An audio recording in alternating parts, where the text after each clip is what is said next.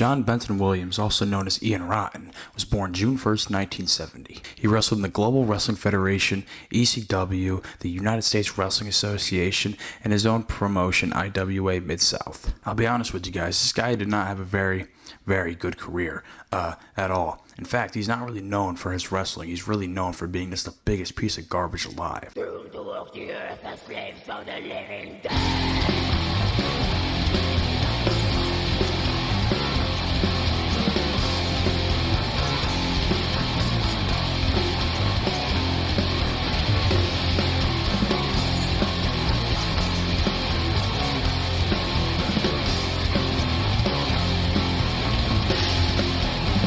The most historic thing he ever did in the ring was that Taipei death match with Axel Rotten. Anytime you hear Axel and Ian Rotten brought up in conversation, Axel is usually the one who's talked well about, not Ian. So this dude admitted to assaulting two preteens at a wrestling show, and he also claimed that they had started it. Boy, that's pretty bad. And on top of that, speaking about his show, anytime you hear anybody speak about them working with Ian Rotten or being booked by Ian Rotten, it's the most dodgy and sketchy shit ever. And every time I would see him, he would be like he would give his attitude for asking for my money. Apparently so many dudes went unpaid, and if they did get paid, they got paid like garbage by him, because if you don't draw people, you can't pay your guys. It even got to a point where a dude named Jake Christ had burnt the IWA Mid-South belts.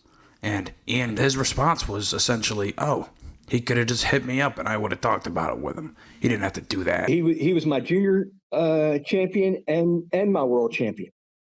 And, not once did he ever speak to me. Because to keep this going, my girl was taking my phone. And I mean, as you can see, I'm legally blind. This is how I normally do things. Big ass, thick magnifying glass. She handled all of our finances and things. So I never knew anything different. But not once did Jake take the time to call me, physically hear my voice, and say, why, since you have always paid me when you said you're going to pay me, why aren't you paying me this time? I'd say it was justified, though, because the amount of people that have been screwed over by this guy who've ever worked with him, just so many people. So in a way, it was probably just kind of vengeance for every single person who had ever gotten screwed over by Ian. And there's so many instances of him just not caring about how he goes in the ring. It wouldn't matter if he wasn't hurting people, but he has gone out of his way to, I believe, in fact, hurt people. Take the Madman Pondo scissors incident, for example. I'll show a video of it right here.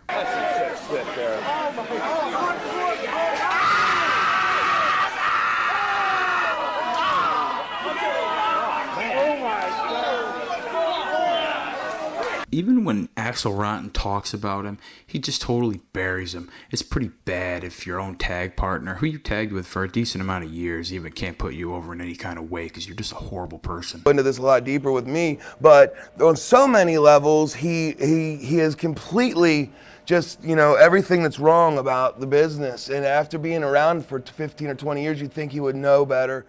It's also pretty bad that when Axel Rotten died, people said, oh man, they took the wrong Rotten brother. That's really bad. And I think people were very, very actually genuine about that. From what I understand, Axel probably wasn't the greatest person ever, but he wasn't nearly as bad as Ian was. On top of that, Ian couldn't even get himself booked enough and have any kind of reputation good enough to get booked.